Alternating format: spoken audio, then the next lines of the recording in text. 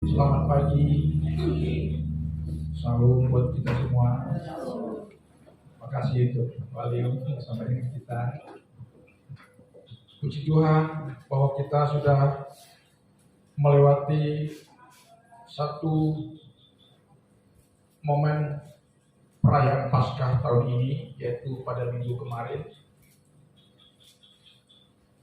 bahwa Yesus yang kita sembah dan imani adalah Tuhan yang sudah menyatakan kuasanya kepada kita, kepada dunia, kepada musuh-musuhnya, dan musuh terakhir yang dikalahkan Yesus adalah maut, yaitu kematian.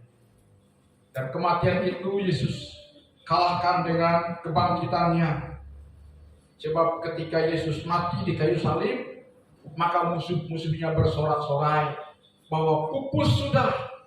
Orang-orang yang katanya mau percaya terima dia sebagai Tuhan, sebagai Raja, pupus sudah bahwa orang yang dia andalkan, orang yang diharapkan bisa menolong, tahu-tahu mati konyol di atas kayu salib. Tetapi sekali lagi firman Tuhan membuktikan bahwa Yesus tidaklah seperti yang disangkakan oleh musuh-musuhnya.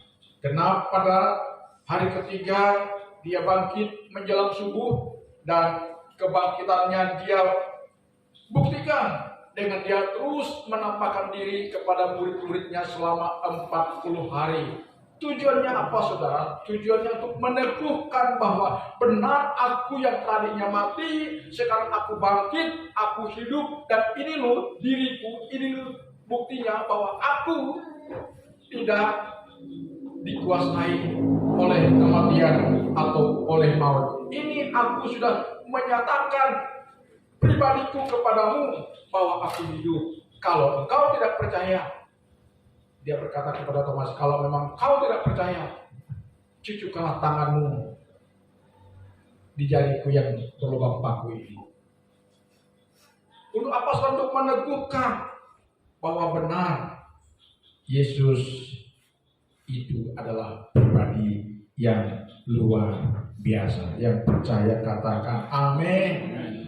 Jadi hari ini Bapak Ibu saudara-saudara yang saya kasihi di dalam Tuhan Yesus Kristus, ada satu hal yang ingin saya sampaikan kepada kita, yaitu menjelang peristiwa Paskah ada hal-hal yang harus menjadi tanggung jawab kita, orang percaya, orang Kristen, orang yang katanya sudah menjadikan dia Tuhan dan Juru Selamat. Tetapi sebelum itu saya ingin bacakan kepada kita satu nas dalam Markus pasal 16 ayat 15. Saya bacakan ayat 14 dulu.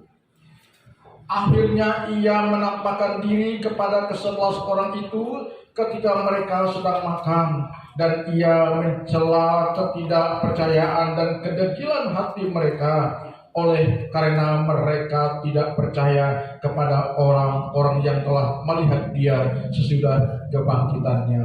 Lalu ia berkata kepada mereka, pergilah ke seluruh dunia, beritakanlah Injil kepada segala makhluk. Siapa yang percaya dan dibaptis akan diselamatkan, tetapi siapa yang tidak percaya akan dihukum. Tanda-tanda ini akan menyertai orang-orang yang percaya. Mereka akan mengusir setan-setan demi namaku, dan mereka akan berbicara dalam bahasa-bahasa yang baru bagi mereka. Mereka akan memegang ular, dan sekalipun mereka minum racun maut, mereka tidak akan mendapat celaka. Mereka akan meletakkan tangannya atas orang sakit, dan orang sakit akan sembuh. Nah, perhatikan saudara, detik-detik sebelum Yesus naik ke surga, pulang ke tempat asalnya karena dia adalah penguasa surga, dia berpesan kepada murid-muridnya, kepada setiap orang yang sudah percaya kepadanya. Apa pesannya, saudara? Pesannya di dalam ayat 15 dan 16. Pergilah ke seluruh dunia, beritakanlah Injil kepada segala makhluk.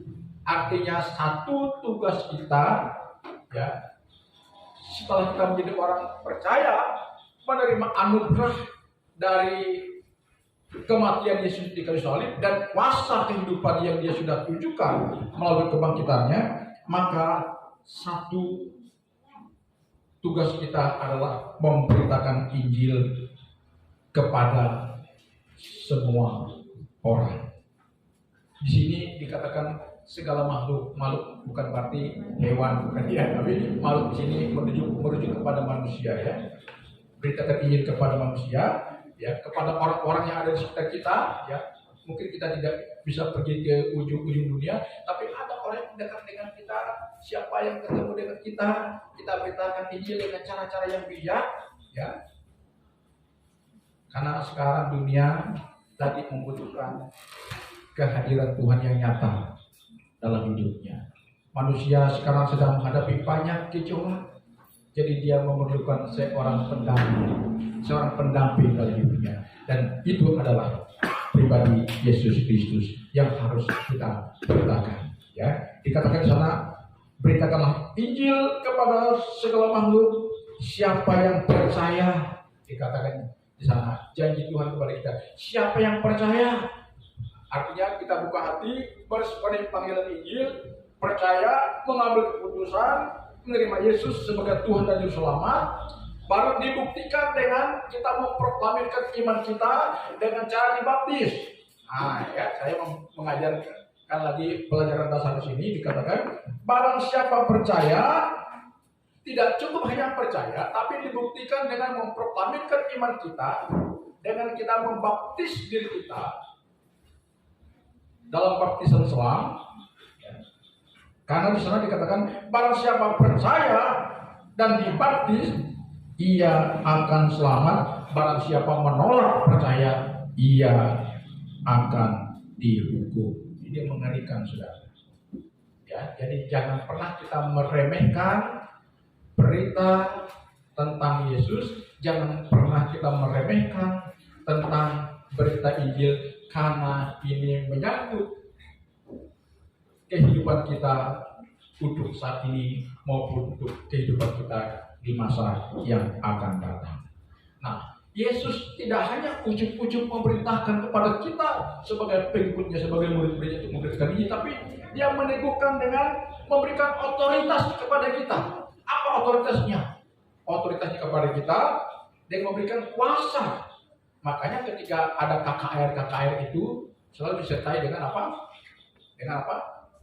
Perbuatan mujizat Tuhan. Sekarang kan satu pendeta terkenal, ya. Siapa namanya? Pak Pastor Andi Simon, ya. Dia sangat dipakai oleh Tuhan untuk pelayanan mujizat kesembuhan. Tujuannya apa? Mujizat kesembuhan tujuan bukan untuk menyelamatkan, tapi untuk meneguhkan pemberitaan Injil. Bahwa Yesus yang disembah oleh orang Kristen itu adalah pribadi yang luar biasa.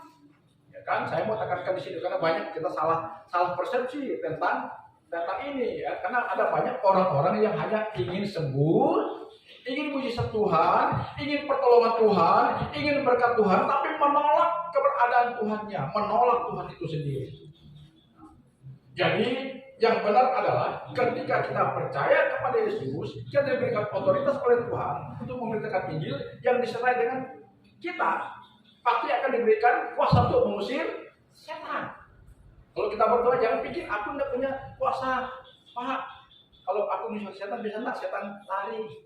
Semua kita telah diberikan kuasa oleh Tuhan.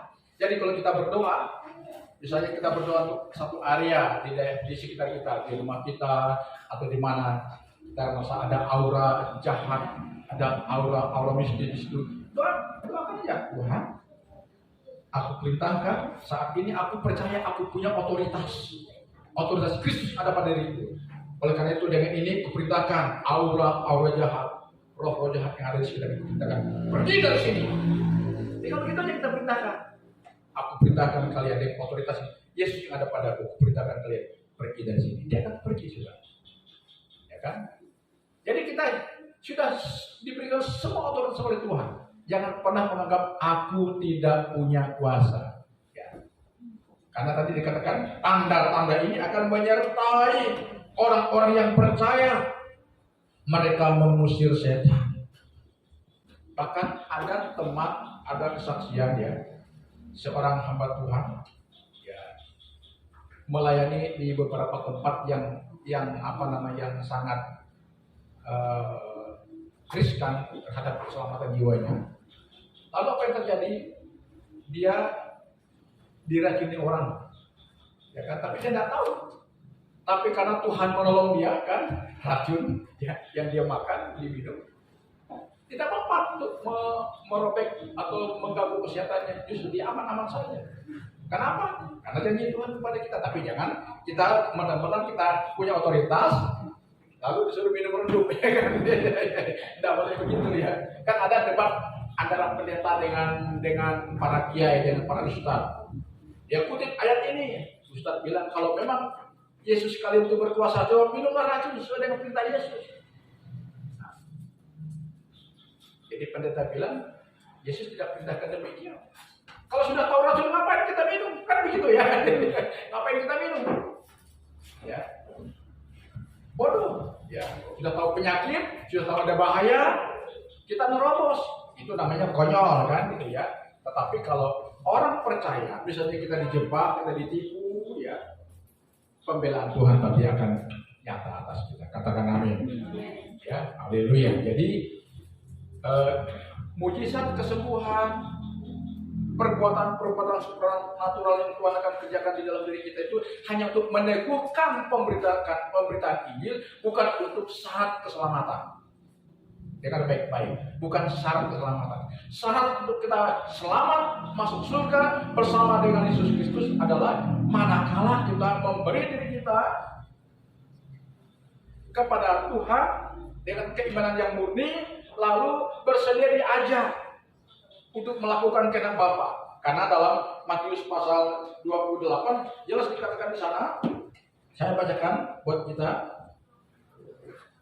Dikatakan di sana, karena itu pergilah, jadikanlah semua bangsa muridku, baptislah mereka dalam nama Bapa, Anak dan Roh Kudus, ajarlah mereka.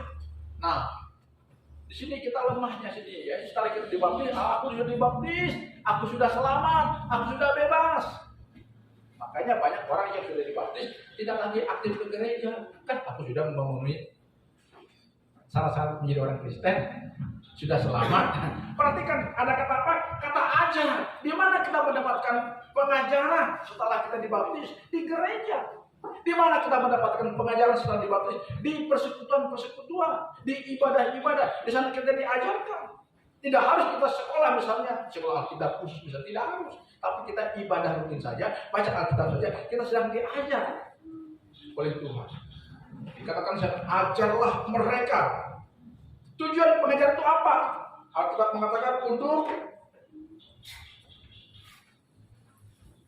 apa? Ajarlah mereka melakukan sesuatu.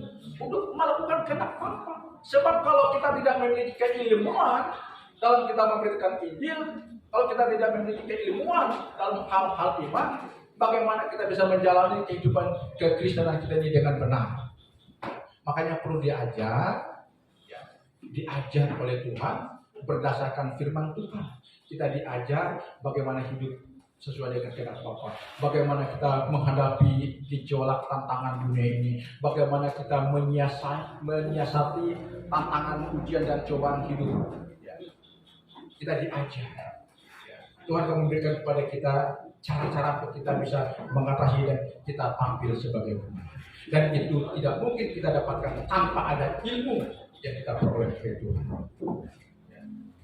Dan ilmu itu hanya bisa kita peroleh melalui pengajaran. Karena itu, kalau orang Kristen mengabaikan pengajaran, maka dia akan menjadi orang Kristen yang stagnan, bahkan bisa tidak mengalami pertumbuhan sesuai dengan yang diharapkan oleh Tuhan. Kalau kita tidak memiliki pertumbuhan iman, tidak ada kemajuan, kita tetap akan menjadi orang Kristen yang tidak memiliki predikat sebagai umat yang layak bagi Tuhan. Kalau kita sudah tidak memiliki predikat sebagai umat yang layak bagi Tuhan, sudah barang tentu kita tidak mendapatkan perkenanan Tuhan. Dan kalau kita sudah tidak mendapatkan perkenanan Tuhan, sudah barang tentu kita tidak akan mendapatkan tidak akan ada dalam kebersamaan dengan Tuhan kelak di kemudian hari. Ya, karena itu hari ini mari Kami ingin mengingatkan kita bahwa setelah kita menjadi Kristen, dibaptis, maka mari beri diri kita diajar oleh Tuhan. Katakan amin. Ya, jangan kita abai baca Alkitab setiap hari. Di akhir zaman ini, jangan lagi kita kurang memperhatikan kehidupan rohani kita. Kitab Hagai pasal 2 mengatakan, perhatikanlah keadaanmu. Hari-hari ini kita benar-benar melihat kepada diri kita sendiri. Ya, perhatikan keadaan kita. Keadaan apa yang harus kita perhatikan? Keadaan kehidupan spiritual kita. Itu yang harus kita perhatikan. Karena kalau kehidupan rohani kita benar, kehidupan spiritual kita benar, itu dampaknya kepada kehidupan yang lainnya, saudara. Tapi kalau kehidupan spiritual kita tidak beres, itu dampaknya kepada kehidupan yang lain akan juga tidak beres. Ya. Apalagi di dunia sudah penuh dengan pergolakan. Ya. Kalau kita tidak memiliki damai sejahtera Tuhan, kita akan penuh dengan kekhawatiran. Tapi kalau kita memiliki damai sejahtera Tuhan, karena kita sudah berserah sepenuhnya kepada Tuhan dan kita sudah mendedikasikan hidup kita kepada Tuhan, jaminan hidup kita adalah Tuhan. Sedangkan peran dan tanggung jawab kita selama kita di dunia ini itu sebagai perbuatan ibadah kita. Ya, kita diberkati, kita sukses dalam dunia usaha, itu bonus. Katakan amin. Itu bonus. Ya. Dan saya percaya bonus itu akan terus Tuhan percayakan kepada kita. Ya. Tapi yang jauh lebih penting adalah kita memiliki damai sejahtera Tuhan. Itu yang penting. Coba kalau kita memiliki damai sejahtera Tuhan, niscaya hidup ini akan menjadi indah. Ya. Kita akan menikmati keindahan dalam hidup, sukacita dalam hidup, makna hidup itu jauh lebih penting daripada hal yang lain. Karena itu, mari kami ingin mengajak saudara hari ini keterlibatan kita untuk memberitakan Injil Tuhan, karena Tuhan menghendaki setiap kita menjadi pemberita Injil. Nanti Tuhan akan meminta pertanggungjawaban kita ketika kita berhadapan dengan Dia nantinya. Sudah berapa kali Anda menyaksikan aku kepada orang lain? Setelah Anda diberkati melalui kematian dan pengorbananku, sudahkah Anda bersaksi kepada orang lain? Sudahkah Anda memuatkan orang lain? Sudahkah Anda membawa orang berbalik dari cara hidupnya yang salah? Tuhan akan tanya seperti itu. Jadi jangan tunggu kita menjadi orang yang sempurna baru kita mau terlibat dalam penginjilan. Jangan tunggu kita menjadi orang yang sempurna dan berkecukupan dan sukses dalam finansial baru kita mau terlibat dalam pelayanan. Biarlah dalam segala keadaan kita apa adanya, Tuhan mau pakai kita. Katakan amin. Hari ini jangan lupa, ketika saudara mendengar tentang Yesus, jangan abai. Ambil sikap, terima Dia sebagai Tuhan dan Juru Selamat, lalu komitmen untuk memproklamirkan iman kita melalui baptisan kudus. Setelah dibaptis, jangan lupa terus minta diri diajar oleh Tuhan, diajar dan terus belajar. Maka hidup kita pasti di tengah-tengah dunia yang tidak ada kepastian ini, hidup kita akan tertuntun oleh Tuhan. Ya, percayalah, dunia penuh dengan pergolakan, kita akan terus mendapatkan pembelaan demi pembelaan Tuhan. Ketika kami kemarin mengadakan sidang klasis di Ngabang, di hotel yang baru diresmikan hari Rabu, lalu kami mengadakan sidang klasis pada hari Jumatnya. Hotel itu milik orang Kristen, milik jemaat GBI, ya. Hotel anak itu 40-an kamar. Jadi saya lihat di situ cukup bagus, tapi dia memang anak Tuhan yang mengasihi Tuhan, dan dia orang yang sangat cinta Tuhan, dan dia tahu bahwa ketika dia berkati, dan berkat itu adalah untuk memuliakan Tuhan. Ujungnya adalah keterlibatan dalam memberitakan Injil Tuhan. Ya. Kenapa demikian? Karena ketika kita melibatkan diri kita untuk terjun ke dalam penginjilan, maka kita sudah mempercepat kedatangan Tuhan Yesus pada kali yang kedua. Itu tujuannya, ya. Kalau Yesus datang pada kali kedua, ya kita orang-orang akan menerima upah sesuai dengan janji Tuhan. Marilah hari ini kita mau hidup sesuai dengan perkenan Tuhan, ya, hidup benar di hadapan Tuhan, sesuai dengan perilaku hidup Kristus, ya, kemudian hidup benar, kudus suci, bukan lagi fokus kepada perkara-perkara dunia, tapi kita harus menjaga keseimbangan hidup ini, saudara. Ya, kita jaga keseimbangan hidup ini, ya. Sebab kalau kita tidak mampu menjaga keseimbangan hidup ini menjadi tidak nyaman dan tidak indah dan menjadi berat. Mengapa saya katakan perlu ada keseimbangan? Rohani kita jaga, pola hidup kita hari-hari kita jaga, ya, pola makan kita jaga, ibadah kita tata sedemikian rupa, pelayanan kita, pekerjaan kita, hobi kita, tanggung jawab kita, semua harus kita jaga. Jaga keseimbangan. Jangan ada yang terlalu over, jangan ada yang terlalu minim, tapi seimbang, katakan amin. Dengan kita seimbang, itulah keindahan hidup. Ya, ada waktu untuk beribadah, ada waktu untuk kerja, ada waktu untuk istirahat, ada waktu untuk kita happy. Gitu. Jangan happy dulu lupa istirahat. Jangan kerja dulu lupa makan. Ya. Jangan untuk hal yang lain tapi lupa keluarga. Jadi semua diseimbangkan. Terapkan filosofi cukup dalam hidup kita sebagai orang Kristen, dan itulah yang Yesus ajarkan kepada kita. Berilah kepada kami hari ini makanan kami yang secukupnya. Cukup makan, cukup tidur, cukup duit, ya. Cukup bahagia, cukup sukacita, cukup sehat, ya kan? Semuanya cukup. Jika itu sudah ada pada kita, sekali lagi saya katakan, itulah keindahan dalam hidup kita. Dengan kita memiliki keindahan dalam hidup kita, maka hak untuk memberitakan Injil itu semakin lebih berotoritas dan punya kuasa. Katakan amin. Sedikit kita ngomong, orang melihat hidup kita. Kenapa Bapak bisa demikian? Kita katakan, karena Yesus. Kenapa Bapak kok bisa hidup seperti itu? Karena anugerah Yesus. Gampang kan jawabannya? Tidak gampang. Ya. Coba kalau kenapa hidupmu berat? Kan aku jauh dari Yesus. Ya. Haleluya, haleluya. Saya sedang mengalami di usia yang sekarang, saya katakan Tuhan, hidupku sekarang memang sudah sangat menikmati benar-benar. Bukan berarti aku tidak memikirkan perkara-perkara yang besar. Ya.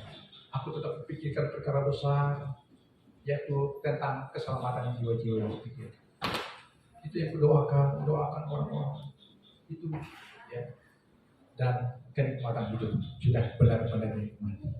Dan itu hanya ada jika kita sudah menyerahkan hidup kita kepada Sang Pribadi yang bernama Yesus. Tidak perlu lagi masa depan kita khawatirkan, kita cemaskan. Amin.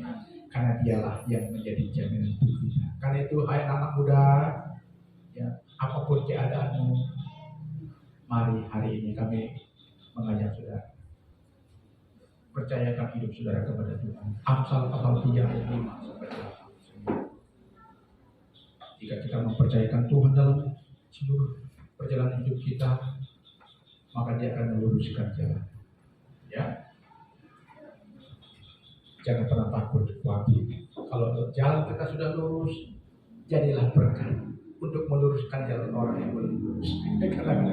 Tuhan memberkati. Mari kita berdoa.